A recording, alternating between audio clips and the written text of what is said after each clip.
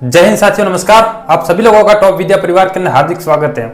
आज की इस वीडियो के अंदर अपन एलएट एग्जाम के बारे में देखेंगे कि एलएट एग्जाम क्या है और क्यों इसे हमें देना चाहिए। चलिए शुरू करते हैं।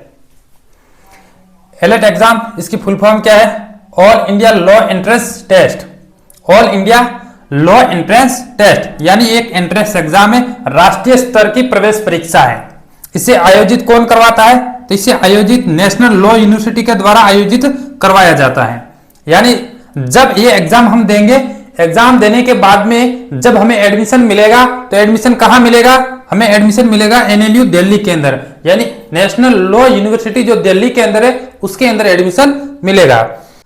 यहाँ पे देखेंगे, यहाँ पे सबसे बड़ा कंफ्यूजन है वो ये है कि क्लेट का एग्जाम देने के बाद भी हम बीए एलएलबी के अंदर एडमिशन लेते हैं, तो क्या फर्क है इसके अंदर? एलएट और क्लेट एग्जाम के अंदर क्या डिफरेंस है कि हमें, तो एलएट और क्लेट एग्जाम के अंदर यह डिफरेंस है कि क्लेट एग्जाम के थ्रू आप राष्ट्रीय स्तर की कई नेशनल लॉ यूनिवर्सिटी के अंदर एडमिशन ले सकते हैं, लेकिन जब आप एलएट का एग्जाम देते हैं तो एलएट का एग्जाम देने के बाद में ओनली आप नेशनल लॉ यूनिवर्सिटी यानी दिल्ली, जो दिल्ली के अंदर एनएलयू है उसके अंदर आप एडमिशन ले सकते हैं। यानी जो क्लेट का एग्जाम है, क्लेट के एग्जाम के थ्रू आप देश के अंदर जितनी भी नेशनल लॉ यूनिवर्सिटी है उनके अंदर एडमिशन ले सकते हैं।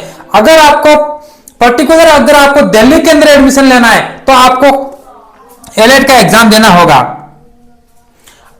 अब यहां पर अपन देखते हैं इसके, जब आप एलएट का एग्जाम देते हैं, एलएट का एग्जाम देने के बाद में क्लियर कर लेते हैं, उसके बाद में जब आपको एडमिशन लेने की बारी आती है, यानी आप किस कोर्स के अंदर एडमिशन ले सकते हैं, चलिए देखते हैं।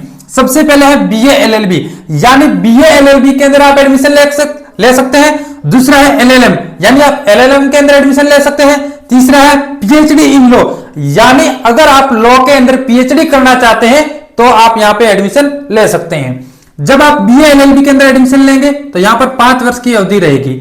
जब एलएलएम के अंदर एडमिशन लेंगे तो आप 1 वर्ष की अवधि लेंगे। अब देखेंगे यहां पर योग्यता के बारे में, यानी अगर आपको एलएट का एग्जाम देना है तो आप 12वीं पास होने चाहिए। यानी अगर आपने 12वीं पास कर लिए तो आप एलएट का एग्जाम दे सकते हैं। अगर आपने 12वीं पास नहीं किए, 12वीं में अभी पढ़ रहे हैं, तो अभी आप एलएट का एग्जाम दे सकते हैं। अगर आपने 12वीं पास कर लिए और सामान्य वर्ग के अंदर आते हैं तो आपको 12वीं के अंदर 45% होने चाहिए। अगर आप SC ST कैटेगरी के अंदर आते हैं तो आपको 12वीं के अंदर 40% होने चाहिए। यहाँ पे एज लिमिट की बात करेंगे तो एज लिमिट इसके अंदर कोई मैक्सिमम और मिनिमम आयु सीमा यहाँ पे निर्धारित नहीं है। यानी यहाँ पे अगर योग्यता की बात करें तो योग्यता यानी 12वीं पास होने चाहिए। अगर आप 12वीं पास नहीं है तो 12वीं के अंदर पढ़ रहे हैं तो एग्जाम दे सकते हैं, लेकिन जब आप एडमिशन लेते हैं तब आपको 12वीं की मार्कशीट वहां जमा करवानी होगी, तब तक आपको 12वीं क्लियर करनी होगी। और यहाँ पे 12वीं जब क्लियर कर लेते हैं तो सामान्य वर्ग के लिए 45% होने चाहिए और SC ST कैटेगरी के लिए 40% होना चाहिए। अब देखेंगे एग्जाम पैटर्न के बारे में, यानी एलएट एग्जाम का एग्जाम पैटर्न क्या है। यानी इस एग्जाम का मोड रहेगा ऑफलाइन, यानी ये एग्जाम ऑनलाइन होगी या ऑफलाइन, तो ये एग्जाम ऑफलाइन होगी। इस एग्जाम का माध्यम क्या रहने वाला है? तो इस एग्जाम का माध्यम इंग्लिश मीडियम के अंदर रहने वाला है। यानी एलएट एग्जाम है ये हिंदी मीडियम के अंदर नहीं होता है, एलएट एग्जाम इंग्लिश मीडियम के अंदर होता है। इस एग्जाम की समय अवधि क्या रहेगी? इस एग्जाम की समय अवधि रहेगी 120 मिनट यानी 2 घंटे। इस एग्जाम के अंदर कितने क्वेश्चन पूछे जाएंगे? तो इस एग्जाम के अंदर 150 क्वेश्चन आएंगे और इसके जो अंक है वो 150 क्वेश्चन रहेंगे, या 150 अंक रहेंगे और 150 क्वेश्चन रहेंगे, यानी एक क्वेश्चन का 1 अंक। क्या इसके अंदर नेगेटिव मार्किंग है? बिल्कुल इसके अंदर नेगेटिव मार्किंग है। इसके अंदर नेगेटिव मार्किंग रहेगी 0.25। कहने का मतलब है जब आप एक सवाल सही करते हैं तो आपको 1 अंक दिया जाता है, जब आप एक सवाल गलत करते हैं तो आपका 0.25 अंक काट लिया जाता है। कहने का मतलब है जब आप 1 अंक के अंदर 0.25 का अगर भाग देते हैं तो यहाँ पे 4 आता है। कहने का मतलब यह है जब आप 4 सवाल गलत करते हैं तो आप यहाँ पर 1 अंक काट दिया जाएगा, जब 1 सवाल सही करेंगे तो यहाँ पे 1 अंक दे दिया जाएगा। यानी 150 सवाल आएंगे, 150 नंबर दिया, 150 सवाल आएंगे, 150 नंबर का है। यहाँ पर नेगेटिव मार्किंग 0.25 की है। यहाँ पर माध्यम रहेगा इंग्लिश, मोड रहेगा ऑफलाइन और समय अवधि रहेगी 120 मिनट। अब देखेंगे सिलेबस के बारे में, यानी यहाँ पर 3 सेक्शन आएंगे। पहला सेक्शन इंग्लिश, पहले सेक्शन के अंदर इंग्लिश पूछी जाएगी। इंग्लिश के अंदर आपको 50 क्वेश्चन देखने को मिलेंगे और एक क्वेश्चन 1 नंबर का यानी 50 अंक का।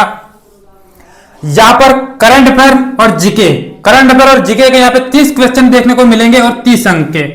यहाँ पर लॉजिकल रीजनिंग यानी 70 क्वेश्चन यहाँ पर देखने को मिलेंगे और 70 अंक के। यानी इंग्लिश के अंदर आपको रीडिंग कॉम्प्रिहेंशन, वोकेबलरी या आपको यहाँ पे ग्रामर वगैरह देखने को मिलेगी। करंट अफेयर के अंदर देश दुनिया की यहाँ पे खबरें, खेल के बारे में, तकनीकी साइंस के बारे में यहाँ पे आपको देखने को मिलेंगे। और यहाँ पर जब जीके के अंदर आपको ज्योग्राफी हो गई, हिस्ट्री हो गई, political science, basic science, static GK यहाँ पे आपको देखने को मिलेगा। लॉजिकल रीजनिंग के अंदर सोचने समझने की क्षमता, तर्क लगाना और निष्कर्ष निकालने के बारे में यहाँ पे आपको सवाल देखने को मिलेंगे। अब देखेंगे कैरियर यानी स्कोप के बारे में। जब आप एलएड का एग्जाम देते हैं और क्लियर कर लेते हैं, उसके बाद में आप बीए, एलएलबी या एलएलएम के अंदर एडमिशन लेते हैं या पीएचडी के अंदर एडमिशन लेते हैं, तो उसके बाद में आपके पास क्या कैरियर ऑप्शन रहता है, तो यहां पर देखते हैं। कैरियर ऑप्शन की अगर बात करें तो सबसे पहले आप यहाँ पे एडवोकेट बन सकते हैं। एडवोकेट का मतलब होता है वकील। वकील यानी आप किसी भी न्यायालय के अंदर वकालत कर सकते हैं, अपने क्लाइंट का प्रतिनिधित्व कोर्ट के अंदर कर सकते हैं। इसके बाद में देखते हैं जुडिशियल सर्विस, यानी पिछली वीडियो के अंदर अपन ने देखा था आरजेएस एग्जाम के थ्रू आप सिविल जज बन सकते हैं। इसके बाद में देखते हैं लीगल एडवाइजर। लीगल एडवाइजर का मतलब होता है सलाह देना, यानी किसी भी कंपनी, संस्था या सरकारी विभाग को आप कानून से संबंधित सलाह दे सकते हैं। यानी यहाँ पर आपको कैरियर ऑप्शन क्या है, यहाँ पे आप एडवोकेट बन सकते हैं, यहाँ पे जुडिशियल सर्विस के अंदर जा सकते हैं या आप यहाँ पर लीगल एडवाइजर बन सकते हैं।